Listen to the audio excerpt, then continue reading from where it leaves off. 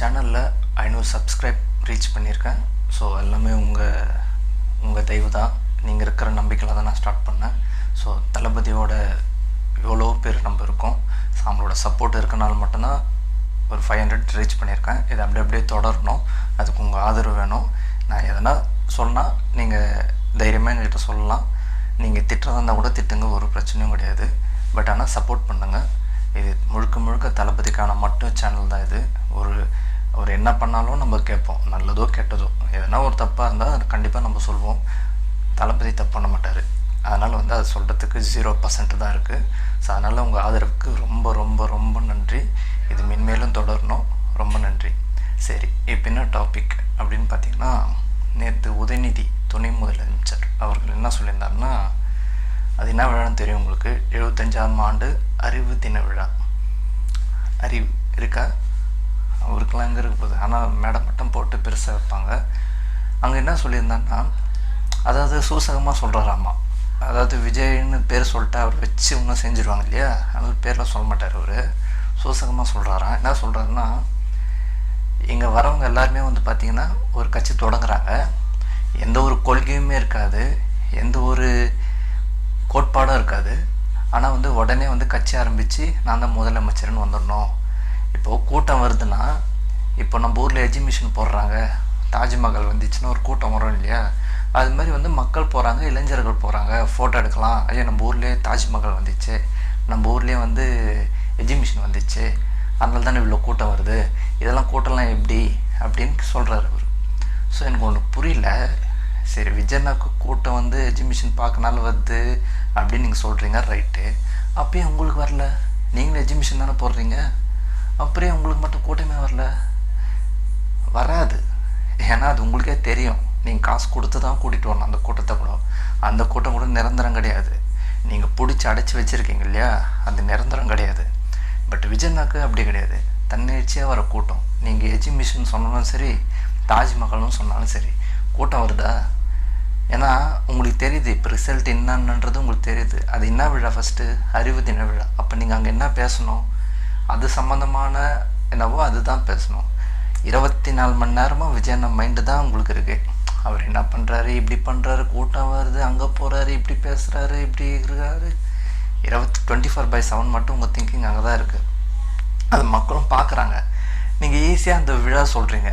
ஏன் முதலமைச்சர் அவர்கள் ஒரு முப்பெரும் விழா நடத்தினார். அப்போ அது பொருள் காட்சி இல்லையா? அது கூட்டம் வரல, அது அப்புறப்பட்ட விஷயம். அப்போ அதுவும் பொருள் காட்சி தானே. ஸோ விஜயண்ணா வரத்துக்கு முன்னாடி உங்களுக்கு கூட்டம் மக்களாக இருந்தால் அவங்களாம் எங்கள் வாக்காளர்கள், எங்கள் இதுவாக அப்படின்னுவீங்க. இப்போ விஜயண்ணா பின்னாடி போயிட்டு பண்ணி எல்லாம் தற்கூரிகள், அணில் குஞ்சிகள் அப்படின்னு ஒரு வார்த்தை வருது இல்லையா? அவர் கூட்டம் வருதுன்னா அது அவருக்கான மரியாதையானோ பாசத்தினாலேயோ அண்ணன் தம்பி என்ற முறையினால மட்டும்தான். நீங்கள் அது எஜிபிஷன் சொன்னாலும் சரி, தாஜ்மஹால் சொன்னாலும் சரி, ஊருக்குள்ளே வருதில்ல, பார்க்குறாங்கள. நீங்கள் இத்தனை வருஷமாக இருந்தீங்க, ஒருத்தர் கூட சீன் இல்லையா உங்களை? தாஜ்மஹால் எத்தனையோ போட்டிங்க, எத்தனையோ பொருள் காட்சி போட்டிங்க, மாதத்துக்கு 1 வாட்டி 2 வாட்டின்னு. ஒன்றும் செல்படிக்கலையே, வர முடியாது, வரவும் மாட்டாங்க. நீங்கள் எல்லாருக்குமே காசு கொடுத்து தான் கூப்பிடணும். இங்கே அப்படி கிடையாது. அந்த ஒரு முகத்துக்காக மட்டும்தான் விஜயண்ணா. அந்த 3 எழுத்து தான். சொல்கிறவன் 1000 சொல்லுவான். தற்கூரியானில் அவன் நிறைய பேர் நான் பார்த்துருக்கேன். இந்த கமெண்ட்ஸ்லேயும் சரி, இன்ஸ்டாலும் சரி, எல்லாத்துமே சரி, ஐடியா இருக்காது. Full and full fake ID தான். எதுவுமே இருக்காது. அவங்களுக்கு ஃபுல்லாகவே எம்டியாக இருக்கும். ஏதோ ஒன்று திட்டணும்னு திட்டுவான். சரி, அவங்க ஆதரவுக்கு அவங்க திட்டுறாங்க, அது நம்மளால எதுவும் பெருசாக தூக்க முடியாது இல்லையா? திட்டுறவங்க 1000 திட்டுவாங்க. நம்ம விஜயனாவை திட்டாதவங்களா? எல்லாருமே தான் இங்கே திட்டுவாங்க. எல்லாருமே கடந்து தான் வந்தாகணும். நம்ம அவங்களுக்கு முன்னாடி இருக்குமா, அதுதான் அங்கே முக்கியம். அதனால் நீங்கள் என்ன வேணால் சொல்லிங்க, அதை பற்றி கவலையே கிடையாது. ஆகுனா சும்மா 70 கட்சி, இந்த கட்சி என்னென்ன பண்ணியிருக்கு தெரியுமா, என்னென்ன தியாகம் பண்ணியிருக்கு தெரியுமா, எத்தனை துரோகத்தை சந்திச்சிருக்கு தெரியுமா, அப்படி இப்படின்னு சொல்கிறீங்க சார். இதெல்லாம் நீங்கள் அப்போ சொல்லலாம். ஆனால் இப்போ இருக்கிற காலத்து கட்டத்துக்கு ஜென்சியும் சரி, எங்களை மாதிரி பசங்களும் சரி, 75 ஆண்டு காட்சிலாம் பார்க்கவே மாட்டாங்க. நீ கரண்ட்டில் என்ன பண்ணுற, நல்லது சரியா? அதுதான் இங்கே வேணும். நீ தியாகம் பண்ண, போராட்டம் பண்ண, உப்புமா பண்ண, அதெல்லாம் இங்கே தேவையே கிடையாது. அதெல்லாம் 80-60 வயசுக்குள்ளேயே முடிஞ்சு போச்சு. சரிங்களா?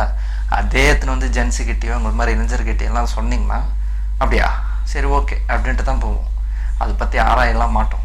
எங்களுக்கு கரண்ட்டான தலைவர் என்ன மக்களுக்கு செஞ்சீங்க, என்ன செஞ்சீங்க, மக்களுக்கான பணி என்ன, அதில் தான் கேட்போமே தவிர நீங்கள் 25 வருஷம் என்ன பண்ணீங்க, என்ன உப்புமா கிண்டிங்களாம் நான் கேட்கவே மாட்டோம். அது எங்களுக்கு வேலையும் கிடையாது.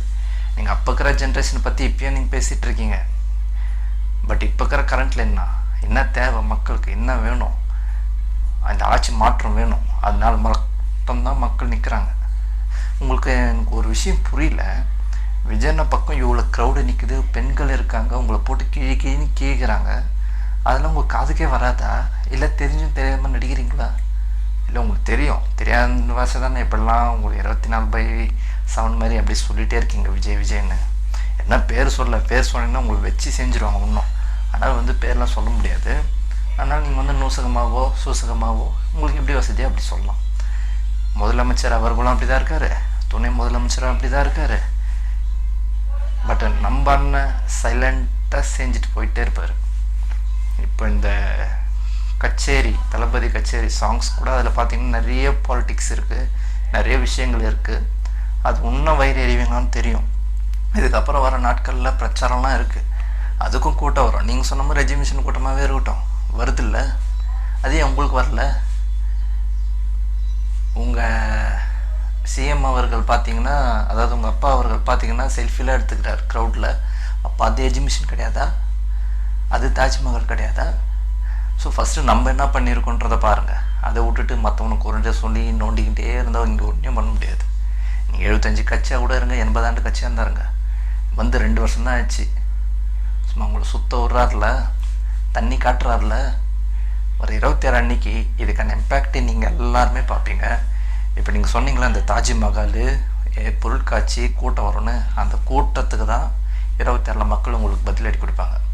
அந்த பொருட்காட்சி பார்த்துட்டு தான் யார் உட்கார வைக்கணும் பார்ப்பாங்க. அந்த தாஜ்மஹால் பார்த்துட்டு தான் யார் 26 உட்கார வைக்கணும் பார்ப்பாங்க.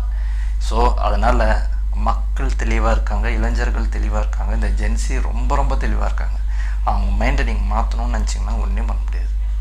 ஸோ உங்களுக்கு தான் டைம் வேஸ்ட்டு. ஸோ இருக்கிற நாட்களில் எப்படி கொண்டு போகலாம், எப்படி பண்ணலான்றதை மட்டும் யோசிங்க முழுக்க. அதை விட்டு விஜயனாவே போயிருந்தீங்கன்னா மக்கள் பணி எப்போ செய்வீங்க? அவர் பாட்டு மேலே வந்துடுவார். நீங்கள் அவர் என்ன தான் பேசினாலும் அவர் உங்களெலாம் கண்டுக்கவே போகிறதில்ல. ஐ மீன் உதயநிதி அவர்களை கண்டுக்க போகிறதில்ல.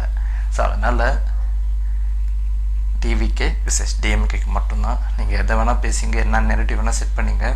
இந்த ஆலமரம் வேப்ப மரம்லாம் 26 தெரிஞ்சிடும். 75 ஆண்டு கட்சா இல்லை 2 வருஷம் கட்சான்றது கூட விரைவில் அதுக்கான ரிசல்ட் வரும்.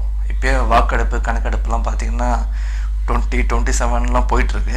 இன்னும் காங்கிரஸ் கூடலாம் கூட்டணி அமைச்சான்னா வாஷ் அவுட்டு தான். அதுக்கான அப்டேட்லாம் வரும். இன்னும் வந்துச்சு, இன்னும் 4 மாதம் தான் இருக்குது. நல்லா வேலை பார்க்குறாங்க. உங்கள் வேலையை நீங்கள் பாருங்கள், எங்கள் வேலையை நாங்கள் பார்க்குறோம். விஜயண்ணாக்கு மக்கள் சப்போர்ட் எப்பவுமே இருப்போம். அவர் ஜெயிக்கிறாரு தோக்குறாரு செகண்டு, ஓகேங்களா? நாங்கள் அவர் பக்கத்தில் தான் நிற்போம். பாடத்திலே தோகல, நிஜத்தில் எப்படி பாஸ்?